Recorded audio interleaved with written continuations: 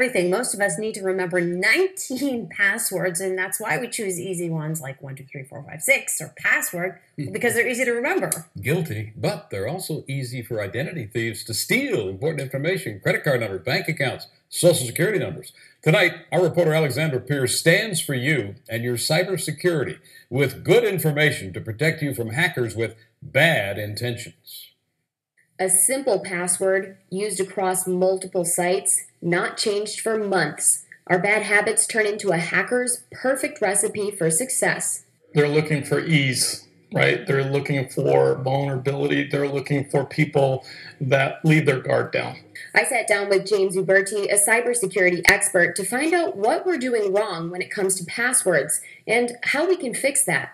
So people primarily are creatures of habit. So they'll use something that's very simple, as you know, because there's probably over 25 different types of sites that you go to. And that's just one of the issues. Uberti says the first thing you need to do is create a complex password.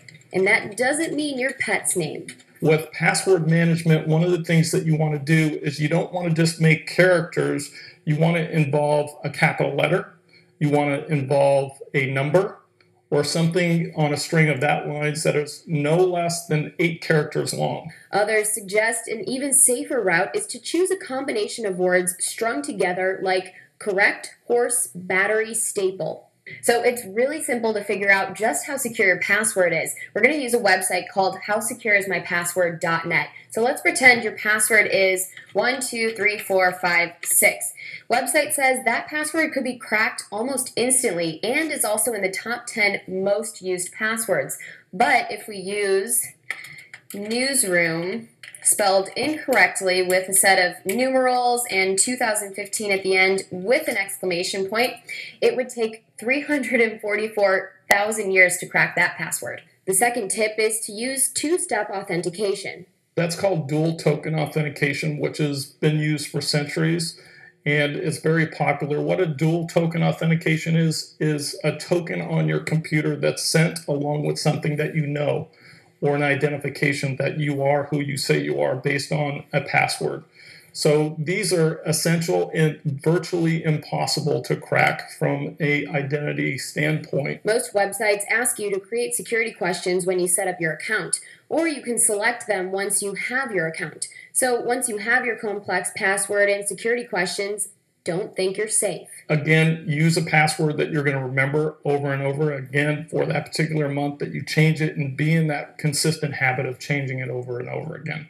But don't write it down. Don't type it into your computer. Don't save it in your computer because, as we know, computers are very vulnerable. So now you're wondering, how am I going to remember all of these passwords if I'm changing them constantly? Well, that's where password manager sites like LastPass come in. What they're called basically is password wallets. And these are security companies that make it easy for consumers to remember all their passwords and secure that information. But again, it's only as secure as your original password that you set up to get into your passwords. Finally, there's a few simple rules to live by when going through your normal online routine.